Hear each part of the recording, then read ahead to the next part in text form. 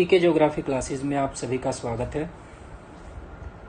आज की वीडियो में हम अक्षांश एवं देशांतर के बारे में पढ़ेंगे। लैटिट्यूड एवं लॉन्गिट्यूड के बारे में हम आज की वीडियो में पढ़ेंगे। आपने कभी सोचा है कि अक्षांश क्या होते हैं या देशांतर क्या होते हैं? चलो आज जानते हैं कि अक्षांश और देशांतर होते क्या हैं। आपने कभी न कभी इस तरीके का कोई ग्लोब रखा हुआ कहीं ज्योग्राफी लैब में या किसी ऑफिस में जरूर देखा होगा। तो ये जो फोटो में दिखाई दे रहा है ये आपका ग्लोब, और ग्लोब के ऊपर ये जो भाग आपको दिखाई दे रहा है और ये जो भाग आपको दिखाई दे रहा है ये होता है पोल। और इन पोल्स को आपस में मिलाने वाली जो रेखा है पृथ्वी के जो बीचों बीच गुजरती है उसको हम बोलते हैं अक्ष। क्या बोलते हैं उसको बोलते हैं हम एक्सिस ऑफ अर्थ। इनको हम पोल्स या ध्रुव बोलते हैं।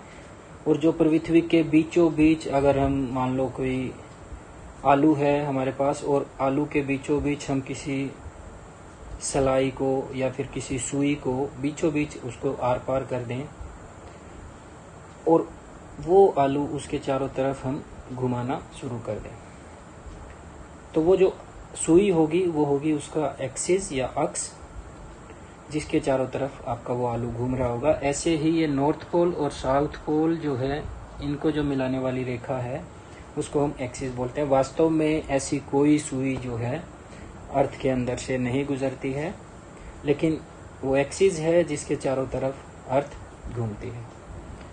और आपने ग्लोब के ऊपर ये नॉर्थ पोल और साउथ पोल को मिलाने वाली कुछ लाइनें ऐसे खींची हुई देखी होंगी, या फिर कुछ लाइनें ऐसे इस तरीके से लाइनें आपने देखी होंगी। और अच्छे से अगर हम इसे देखें तो मानचित्र का हम यूज कर सकते हैं।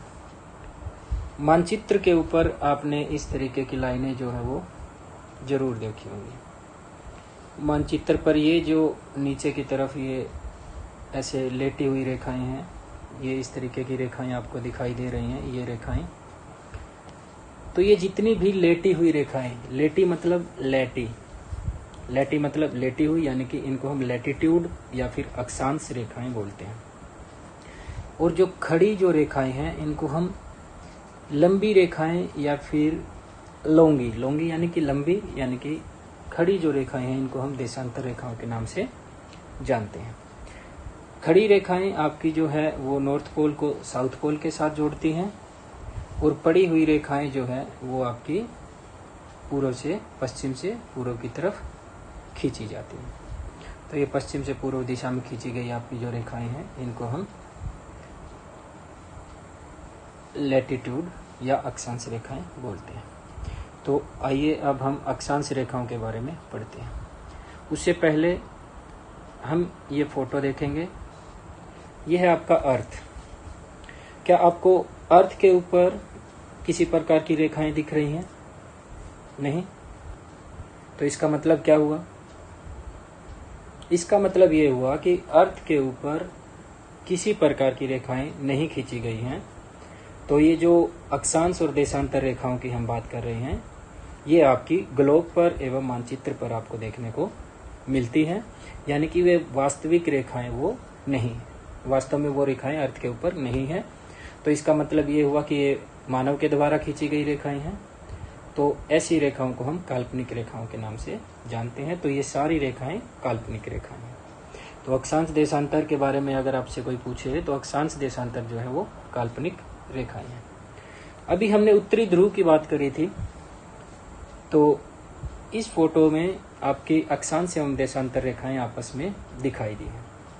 इस तरीके का जाल जो है आपको ग्लोब के ऊपर बना हुआ या मैप के ऊपर बना हुआ दिखाई देगा, जिसको हम ग्रिड बोलते हैं।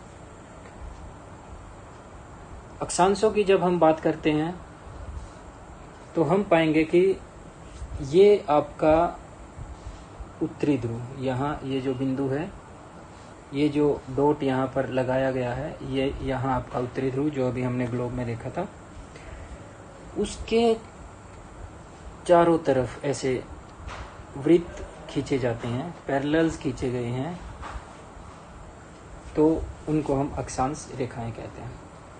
अब यहाँ से हमें एक बात समझ में आएगी कि जो अक्षांश रेखाएं हैं वो वृत्ताकार हैं, यानी कि वो एक सर्कल बनाती हैं। उनके अलग अलग वैल्यूज होती हैं, उस वैल्यूज के अभी हम देखते हैं यहाँ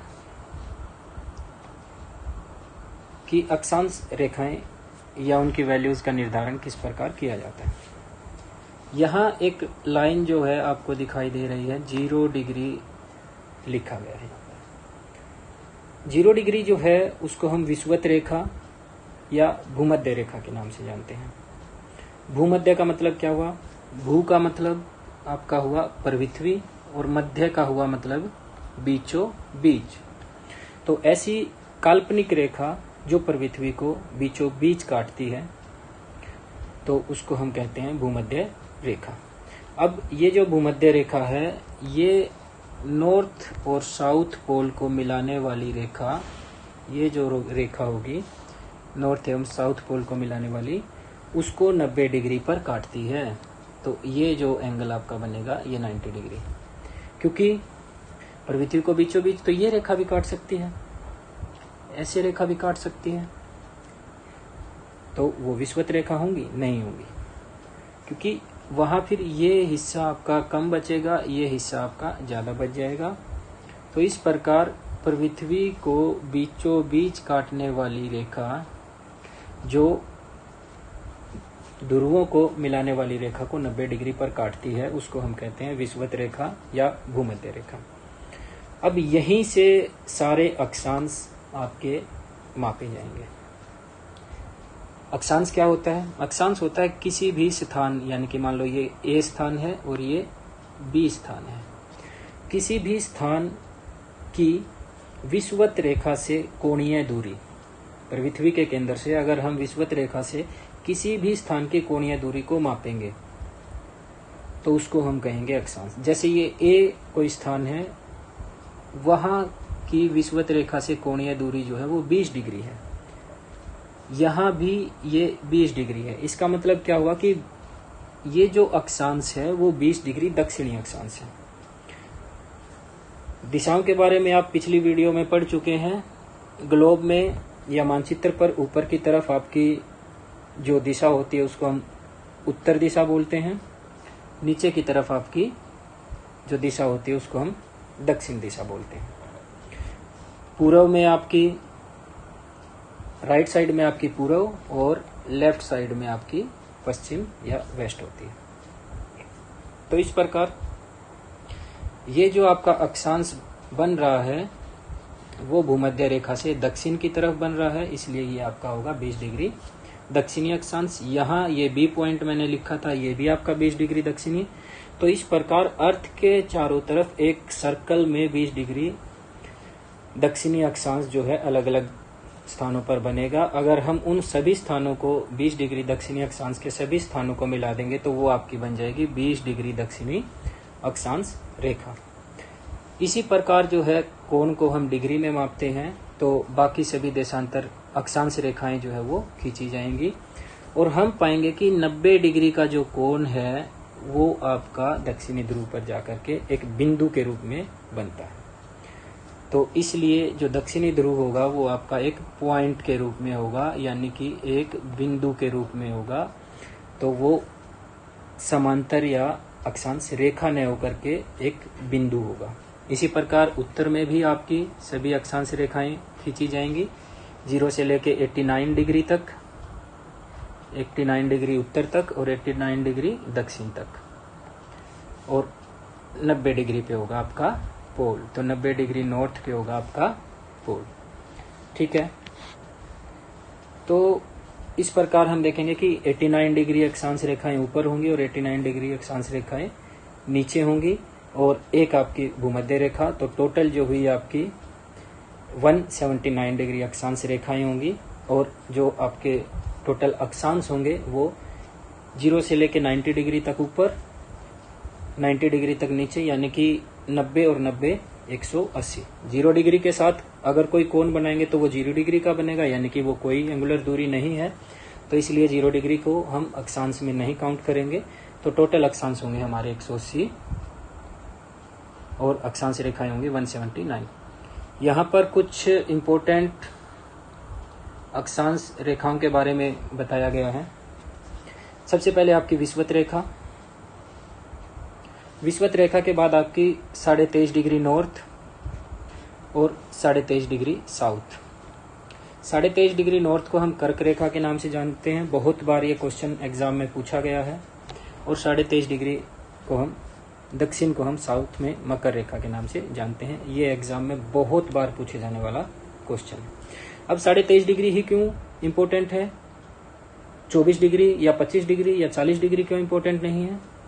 तो बच्चों, मैंने आपको पिछली वीडियो में बताया था कि जो हमारी पृथ्वी है वो 23.5 डिग्री झुकी हुई है, तो इसलिए 23.5 डिग्री की अक्षांश रेखा हमारे लिए बहुत इम्पोर्टेंट है। इसी प्रकार 90 डिग्री हमारा उत्तरी ध्रुव, 90 डिग्री दक्षिण में अपना दक्षिणी ध्रुव, तो ये हमारे लिए बहुत इंपॉर्टेंट अक्षांश है। अब हमने यहाँ 0 डिग्री में 23.5 को ऐड किया था, वैसे ही हम 90 डिग्री से 23.5 को जब माइनस करेंगे तो हमारा जो अक्षांश आएगा वो होगा 66.5 डिग्री। तो 66.5 डिग्री उत्तरी एवं 66.5 डिग्री दक्षिणी अक्षांश हमारे लिए बहुत इंपॉर्टेंट है। ये जब हम अर्थ पर टेम्परेचर के बारे में पढ़ेंगे तो तब हमें इसकी वैल्यू के बारे में अच्छे से पता लगेगा कि किस प्रकार से पृथ्वी के झुके होने की वजह से अलग अलग ध्रुवों के बीच में तापमान के हिसाब से अलग अलग कटिबंध बनते हैं। तो यहाँ तक पढ़ने के बाद अभी तक हमने डेफिनेशन के रूप में अक्षांश को नहीं देखा है, तो एक बार हम डेफिनेशन देख लेते हैं अक्षांश की क्या होती है। यह बोलता है कि यह विषुववृत्त के उत्तर या दक्षिण में, जैसे अभी हमने देखा था कि उत्तर और दक्षिण में किसी बिंदु की कोणीय दूरी, बिल्कुल हमने एंगुलर डिस्टेंस की बात करी 20 डिग्री को डिग्री, मिनट या सेकंड में। अब ये यहाँ एक नई चीज़ आई है, मिनट और सेकंड। बच्चों, जो एंगल होता है उसको हम डिग्री में मापते हैं, और डिग्री के बाद भी अगर कुछ स्पेस बच जाए तो उसको हम मिनट में मापते हैं। 1 डिग्री में 60 मिनट होते हैं और मिनट को एक लाइन के द्वारा दिखाया जाता है। और अगर फिर भी कुछ बच जाता है स्पेस तो 1 मिनट में 60 सेकंड होते हैं। बचे हुए स्पेस को हम सेकंड के हिसाब से कैलकुलेट करते हैं।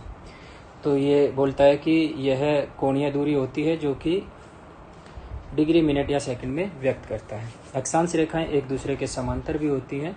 अभी हमने देखा था कि वो समांतर होती हैं, इसलिए इनको हम समांतर रेखाओं के नाम से जानते हैं। अगली जो चीज़ है वो है आपकी देशांतर रेखाएं। तो पहले हम कुछ फोटोज़ के द्वारा उसको समझ लेते हैं, उसके बाद हम देशांतर रेखाओं के उससे पहले हम अक्षांश रेखाओं की कुछ प्रॉपर्टीज़ हैं, एक बार उनको देख लेते हैं। अक्षांश रेखाएं विषुववृत्त के उत्तर एवं दक्षिण में स्थित किसी बिंदु की कोणीय दूरी है जिसे डिग्री में मापा जाता है। बिल्कुल ठीक, इसके बारे में हमने अभी पढ़ लिया है। सभी विषुववृत्त एक दूसरे के समांतर होते हैं, ये भी हमने देख लिया, पीछे डायग्राम से भी हमने इसको समझा। ग्लोब पर समांतर वृत्त के समान प्रतीत होते हैं। जैसे ग्लोब पर हमने अलग अलग वृत्त जो हैं वो देखे थे, वैसे ही एक्चुअल में हमारे वृत्त जो है वो दिखाई देते हैं। उसके बाद अगली जो चीज़ आती है, ये बोलता है कि ग्लोब पर 2 अक्षांशों के बीच की दूरी लगभग 111 किलोमीटर है। तो जो अक्षांश रेखाएं हम ग्लोब पर खींचते हैं, 0 डिग्री के बाद 1 डिग्री, फिर 2 डिग्री, 3 डिग्री, इस तरीके से, तो 0 डिग्री और 1 डिग्री के बीच की जो दूरी है वो है 111 किलोमीटर। ये ऐसा यहाँ पर आपको याद रखना है। बहुत बार एग्जाम में ये पूछा जाता है कि 2 अक्षांशों के बीच की दूरी कितनी है, लगभग 111 किलोमीटर। और पोल्स के पास हमारी पृथ्वी जो है थोड़ी चपटी है, तो वहाँ जा कर के इसकी वैल्यू थोड़ी सी बढ़ जाती है और 111.6 किलोमीटर हो जाती है। ठीक है। उसके बाद ये बोलता है कि 0 डिग्री अक्षांश को विषुववृत्त कहते हैं, जो कि अभी हमने पढ़ा पीछे। इसको हम भूमध्य रेखा के नाम से बोलते हैं। और ये जो है पृथ्वी के 2 इक्वल पार्ट्स में बांटता है, तो इसलिए हम इसको इक्वेटर के नाम से भी जानते हैं। और जो पोल्स हैं वो 90 डिग्री पर होते हैं, तो 90 डिग्री उत्तर और 90 डिग्री दक्षिण में आपके पोल्स आपको देखने को मिलेंगे, जिनको हम ध्रुव कहते हैं। उसके बाद ये बोलता है कि विषुवत से ध्रुवों की ओर अक्षांशों का उपयोग तापमंडलों के निर्धारण में किया जाता है। जैसे मैंने आपको बताया था कि उसे हम तापमान के चैप्टर में पढ़ेंगे। जैसे कि 0 से 23.5 डिग्री उत्तर एवं दक्षिणी अक्षांशों के बीच में आपका उष्णकटिबंध होगा, जहाँ तापमान हमेशा ज़्यादा रहता है। सूर्य जो है साल में कम से कम 2 बार वहाँ पर आकर के लंबवत चमकता है। उसके बाद ये बोलता है कि 23.5 से 66.5 डिग्री उत्तर में भी और 23.5 से 66.5 डिग्री दक्षिण में भी, दोनों जगह आपके शीतोष्ण कटिबंध होंगे। या इसका मतलब क्या है कि सूर्य जो है पूरे साल आपको हर रोज दिखाई जरूर देगा और तापमान वहाँ कभी भी लंबवत नहीं होगा, तो तापमान इसलिए बहुत ज़्यादा नहीं होगा। वो सारी चीज़ें डिटेल में हम तापमान के चैप्टर में पढ़ेंगे। 66.5 से 90 डिग्री के बीच में कुछ दिन ऐसे होंगे जब सूर्य आपका दिखाई ही नहीं देगा, तो इसलिए इसको, और दूसरा यहाँ पर तापमान जो है वो बहुत कम होगा, इसलिए इसको हम शीतकटिबंध कहते हैं। इसके बाद हम देशांतर के बारे में पढ़ेंगे। ये आपका नॉर्थ पोल और साउथ पोल को मिलाने वाली जितनी भी रेखाएं हम खींचते हैं उनको हम देशांतर रेखाएं कहते हैं। तो यहाँ आप देख रहे होंगे कि ये आपका नॉर्थ पोल है, जहाँ से ये अलग अलग देशांतर रेखाएं जो है वो निकल रही हैं और ये नीचे जाकर के आपके पीछे साउथ पोल पे जाकर के मिल जाएंगे। तो इस प्रकार अगर हम एक अक्षांश की बात करें तो एक देशांतर रेखा की बात करें तो एक देशांतर रेखा जो है वो अर्धवृत्ताकार होंगी। तो वो एक वृत्त के रूप में नहीं होंगी, वो अर्धवृत्ताकार होंगी, लेकिन उसके पीछे के दूसरे अक्षांश को अगर उसमें मिला दिया जाए तो वृत्ताकार बन जाएंगी और वो पृथ्वी को बीचों बीच काटेंगी, यानी कि पृथ्वी को उसके एक्सिस के साथ काटेंगे। नॉर्थ और साउथ पोल को मिलाती है जो सेंटर से रेखा, उसको एक्सिस बोलते हैं। तो एक्सिस के साथ साथ ये इसको काटती है। तो इसकी अगर हम बात करें तो उत्तरी ध्रुव से जब हम अक्षांश देशांतर रेखाओं को खींचते हैं तो उत्तरी एवं दक्षिणी ध्रुव को जो मिलाने वाली रेखा है उनमें से एक रेखा को हमने प्रधान देशांतर रेखा माना, ताकि बाकी रेखाओं का निर्धारण जो है किया जा सके। अब इस रेखा के साथ ये ग्रीनविच से होकर के, लंदन के पास ग्रीनविच से होकर के गुजरती है, तो इसलिए इसको ग्रीनविच मीन लाइन भी बोलते हैं। तो ग्रीनविच की जो लाइन है उस लाइन को प्रधान देशांतर या याम्योत्तर रेखा कहते हैं। वहां से हम पूर्व की तरफ और वहां से हम पश्चिम की तरफ एंगल को मापते हैं। डायरेक्शन के बारे में मैंने पिछली वीडियो में आपको बताया था, जिसने वो वीडियो नहीं देखी है तो जा करके देख सकता है। वहां पर आपको दिशाएं बताई गई हैं और आपको आसानी से वो चीजें समझ में आ जाएंगी। तो जब इस रेखा के साथ, प्रधान देशांतर रेखा के साथ भूमध्य रेखा पर किसी भी स्थान के एंगल को कैलकुलेट किया जाता है, मापा जाता है, तो सेंटर ऑफ अर्थ से, तो उसे बोलते हैं हम वहाँ का देशांतर। और वहाँ से होते हुए जब नॉर्थ पोल और साउथ पोल को मिलाते हुए एक लाइन खींची जाती है तो उसको हम बोलते हैं वहाँ की देशांतर रेखा।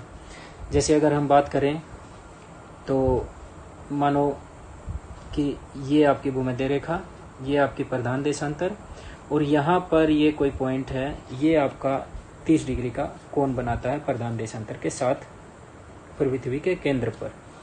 तो इस पॉइंट को मिलाते हुए अगर नॉर्थ और साउथ पोल को मिलाने वाली एक रेखा हम खींचें तो उस रेखा के ऊपर सभी जितने भी बिंदु होंगे सभी के ऊपर 30 डिग्री का कोण होगा और उस रेखा को हम कहेंगे 30 डिग्री देशांतर रेखा। तो इसी प्रकार ऐसे पूर्व की तरफ और पश्चिम की तरफ जो है देशांतर रेखाएं खींची जाएंगी। तो जो पूर्व की तरफ खींची जाएंगी उनके साथ हम पूर्वी देशांतर कहेंगे, जो पश्चिम की तरफ खींची जाएंगी उन्हें हम पश्चिमी देशांतर कहेंगे। चूंकि 0 डिग्री से 180 डिग्री इधर जाने के बाद और 180 डिग्री पश्चिम में जाने के बाद दोनों रेखाएं एक दूसरे को ओवरलैप करेंगी, क्योंकि हमें पता है कि स्फीयर का या सर्कल का जो टोटल एंगल होता है वो 360 डिग्री होता है। तो 360, 180 इधर से और 180 उधर से जाकर के 360 बनाएंगी और एक दूसरे को ओवरलैप करेंगी ग्लोब के ऊपर। तो वो जो 180 डिग्री की रेखा होगी पूर्वी देशांतर एवं पश्चिमी देशांतर, वो एक ही रेखा होगी। तो इसलिए उसके ऊपर कोई भी अक्षांश नहीं लगाया जाता, कोई भी दिशा नहीं लगाई जाती। जैसे 0 डिग्री के ऊपर ना हमने पूर्व लगाया ना पश्चिम, वैसे ही 180 के ऊपर भी हम ना पूर्व लगाएंगे ना पश्चिम। तो इस प्रकार 0 डिग्री और 180 डिग्री जो है एक दूसरे के विपरीत होंगी, और अगर उनके अलोंग हम अर्थ को काटते हैं तो वो पृथ्वी को 2 भागों में बांटेगी, जो कि एक्सिस से होकर गुजरेगी। ठीक है।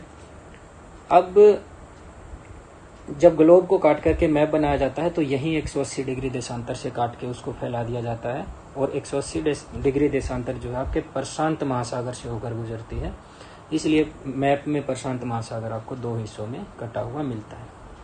उसके बाद ये खरबूजा, आप लोगों में से सभी ने, लगभग सभी लोगों ने ये फ्रूट खाया है। हमारे आसपास के दैनिक जीवन में देखो ज्योग्राफी कहाँ कहाँ छिपी हुई है।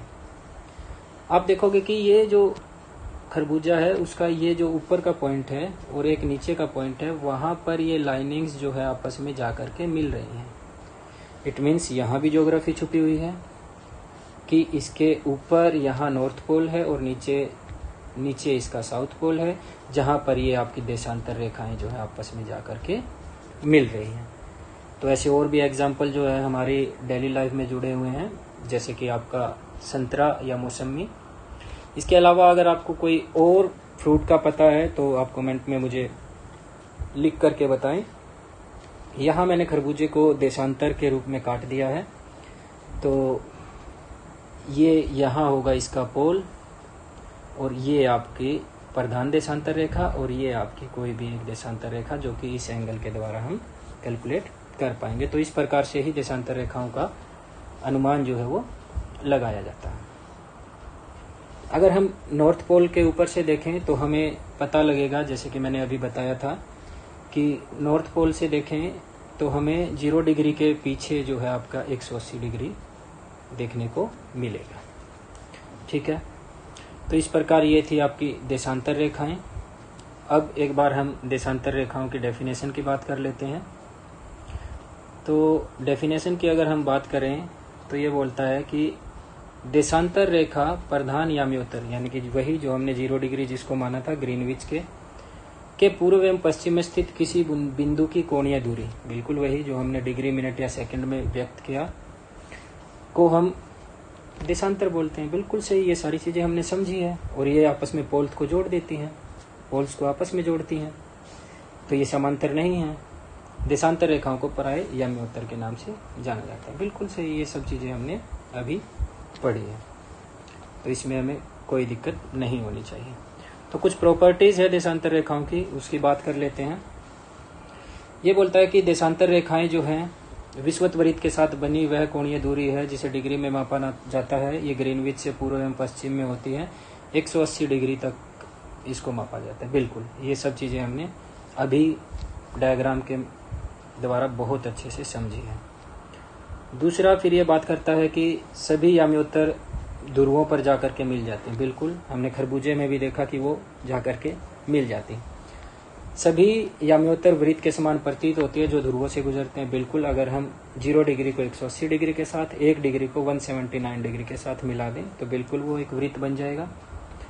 उसके बाद ये बोलता है कि याम्योत्तरों के बीच की दूरी विषुवत रेखा पर अधिकतम होती है। बिल्कुल होती है, 111.3 किलोमीटर। ध्रुवों पर वो न्यूनतम होती है। क्यों? क्योंकि पोल पर जाकर के वो एक बिंदु पर मिल जाएंगी तो फिर डिस्टेंस कहाँ से होगी उनके बीच में? 0 किलोमीटर। बिल्कुल सही।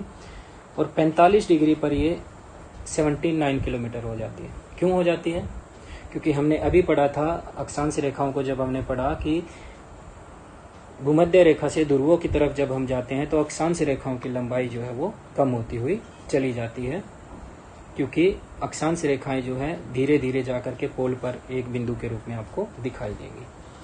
उसके बाद ये बोलता है कि देशांतर 360 होते हैं। बिल्कुल, 180 डिग्री पूर्व और 180 डिग्री पश्चिम के बारे में हमने पढ़ा।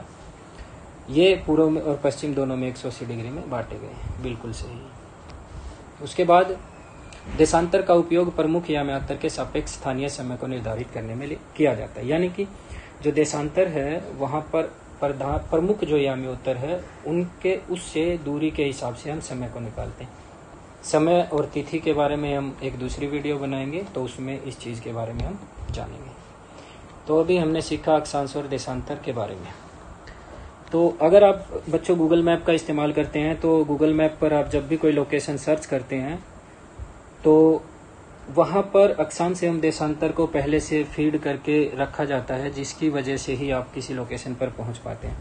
जैसे ही आप डायरेक्शन या किसी भी जगह की लोकेशन खोजेंगे तो आपको कुछ इस तरीके से कुछ नंबर लिखे हुए दिखेंगे। जैसे मैंने यहाँ लद्दाख के पास एक पिन किया है और ये नंबर मुझे यहाँ पर लिखा हुआ दिखाई दे रहा है। इसका मतलब क्या है कि ये जो पिन मैंने लगाया है ये 33 डिग्री नॉर्थ, 33 डिग्री 32 मिनट एवं 39.3 सेकंड नॉर्थ पर है। मैं इसको जूम करता हूँ। और साथ ही 77 डिग्री 14 मिनट 31.7 सेकंड पूर्वी देशांतर पर है। तो इसी प्रकार आप जहाँ से बैठ कर के इस वीडियो को देख रहे हैं तो गूगल मैप पर पिन करें और जब आप उसको डायरेक्शन को ऊपर की तरफ खिसकाओगे, डिटेल्स जो उसकी लिखी होती है वहीं आपको पिन लगा हुआ और वो इस तरीके से पॉइंट्स नंबरिंग लिखी हुई दिखेगी। तो आपको वहाँ से आपका अक्षांश एवं देशांतर पता लग जाएगा। तो ये काम आपको आज जरूर करना है। इसके अलावा भारत के जो भी 4 बड़े नगर हैं, दिल्ली, मुंबई, कोलकाता और चेन्नई, आपको उनके अक्षांश आज देखने हैं। ठीक है। उसके बाद आज की वीडियो में हमने क्या क्या सीखा, अंत में एक बार कुछ महत्वपूर्ण तथ्यों के बारे में बात कर लेते हैं।